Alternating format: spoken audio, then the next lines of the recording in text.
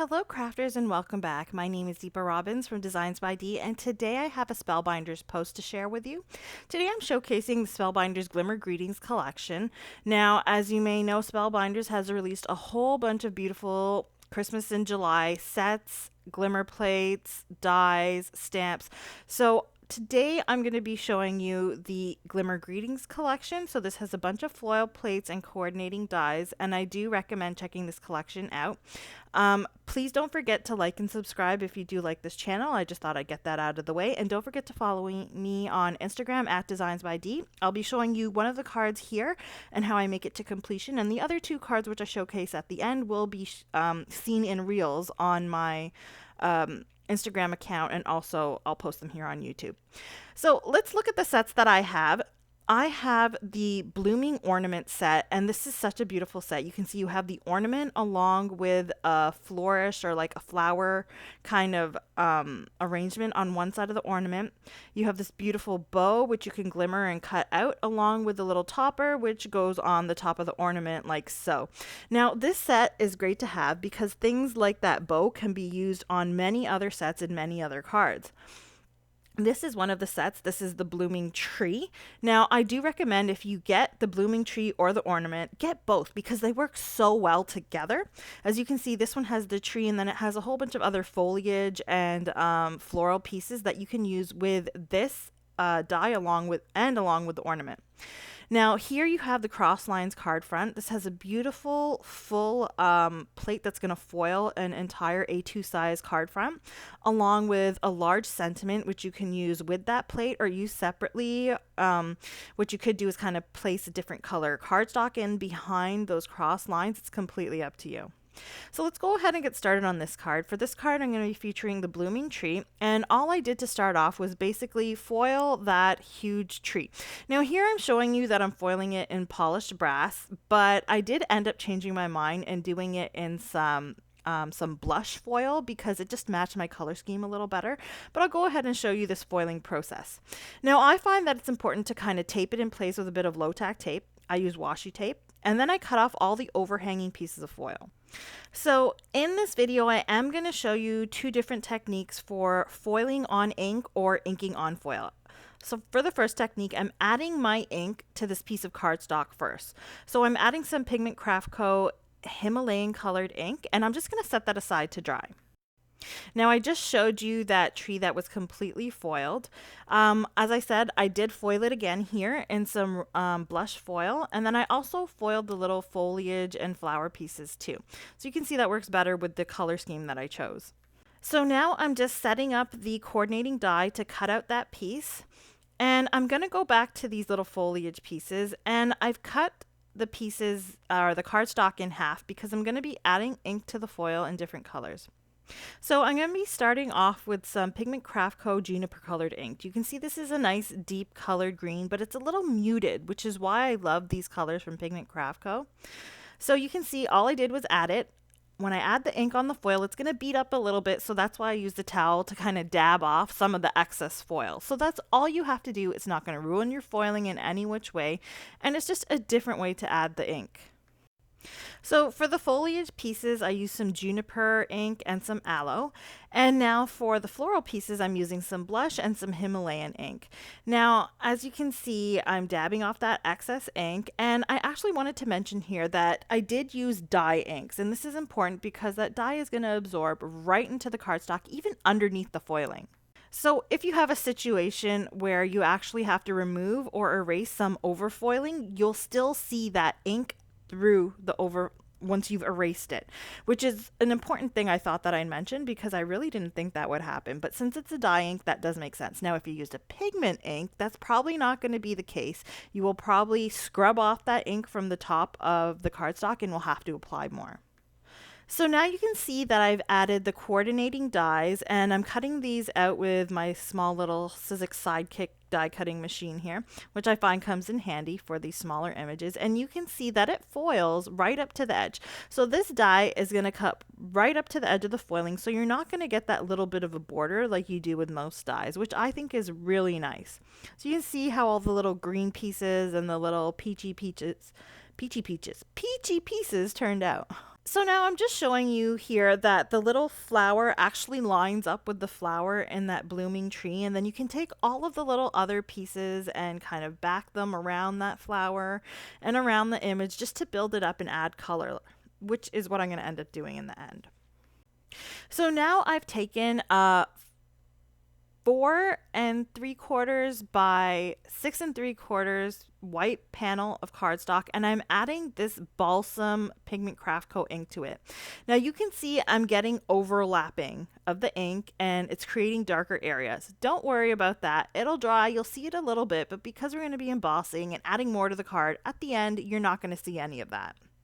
So I love creating colored cardstock in this manner because I can make my cardstocks match a specific color scheme based on the inks I have. And this is a much cheaper way to do it than buying a whole bunch of different colored cardstocks.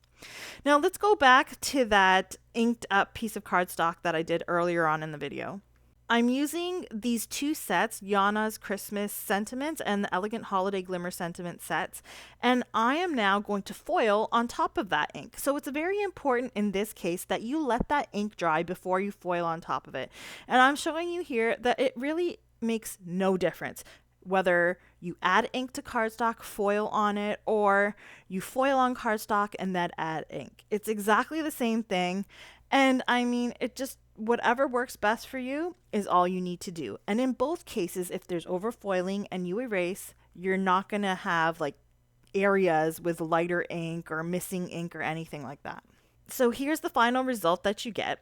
Again, I used some blush ink. Some blush foil for that. And now I'm using the Birthday Unboxing Glimmer plates and dies. So I'm just using this banner die from the set.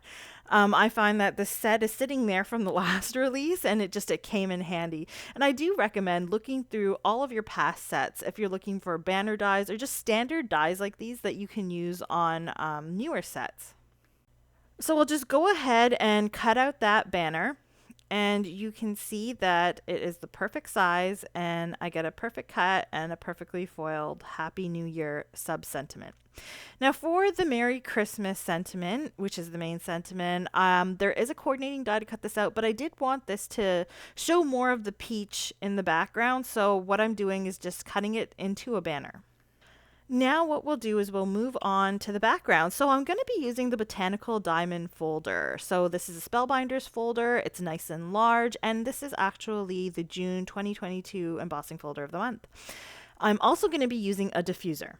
Now, this is a rectangle diffuser with an oval opening. You could use the oval by itself. So wherever you place the oval on top of that embossing folder is what's going to emboss. Or you use the rectangle piece with the missing oval, which is going to basically emboss everywhere where that diffuser is except for the oval. Okay, so all you have to do is put your paper in your embossing folder and line up your frame exactly where you want it, attach it with some washi so that it's not going anywhere, and then you set up your sandwich. I'm starting with my platform. I'm adding adapter B for embossing, and then I've got my embossing folder with my paper and my diffuser all lined up. Then I'm going to add a rubber mat. Any rubber mat will do as long as it covers the entire panel, and then you put it through your die cutting machine twice. So you'll see that it embossed the entire frame except for that oval. So this would be handy if, say, maybe you're adding a sentiment in the center and you foiled it and you don't want to emboss over it. In my case, I thought it would be useful for the tree, but it actually isn't. But I still wanted to include it in my video to show you how to use a diffuser. I'll include a video maybe a little further down the line where this makes a little more sense for you. But if you were curious about diffusers, I pretty much haven't seen a diffuser used in a long time. These are some old ones that I got off of Amazon. And basically, this is the effect that you get with them. Anyways, we'll go ahead and continue to put this card together. So I'm propping the Christmas tree or the foiled or blooming tree up with some foam squares, and I'll just attach it to the center here. So you can see that I actually wanted probably a bigger oval. I thought maybe the tree would be a little bit smaller so you'll see some of that diffused area, but that didn't work out here. So I pretty much could have embossed the whole thing. You would have never noticed. And I'll go ahead and I'll add that sentiment banner. I'm just going to cut a slanted edge and attach it with some foam squares as well. I'll just stick it on here and then cut off any overhanging bits. Now, as I said, I wanted that banner to be bigger. I didn't want to cut out the sentiment with the coordinating die because I wanted more of that peach to show on that beautiful muted deep green background. So I've also gone ahead and added the sub sentiment with a foam strip. And now I'll just go ahead and add all of these little pieces of floral images and the foliage pieces to kind of make the tree in the center stand out a little bit more. As you can see, that that little flower fits perfectly on the flower in the blooming tree, and I think it is also the case with the blooming ornament, but don't quote me on that one. So as I'm doing this, I'm propping up the little flowers with foam squares, some small foam squares, and then I'm adding the foliage in behind and gluing it down with some Barely Art glue. So I think that this blooming tree has a nice effect to it. You can definitely foil it white like this. You could actually maybe color it in. You could do a whole bunch of things with this. So it's really, you know, at your mercy. Whatever you think of, you can probably work it in here somehow. You can maybe even just ink blend over top of it and create a different colored tree. You can ink blend over top of that foil. There should be no issues there either. And I do recommend trying ink blending over foiled images with oxide inks because they look absolutely fabulous. And it's the exact same principle. All you have to do is just use a dry towel and just dab off any excess on the foil. However, I do want to mention with the oxide inks, if you do not dab that off right away, it will dry on top of the foil and create a bit of a film. So make sure you clean that off right away. And this is how the panel looks once put together. I'll go ahead and attach it to a 5x7 inch card base. Now I make larger cards. This would definitely work with an A2 size card as well, but it would probably take up a bit more space, and you might want to put your sentiment on top of the tree or just have one sentiment for this card. So to finish this card off, as I do with many of my cards, I'm going to bling it up. I love adding these small nail art gems in groups of 2 or 3. They just kind of highlight your little die cut images.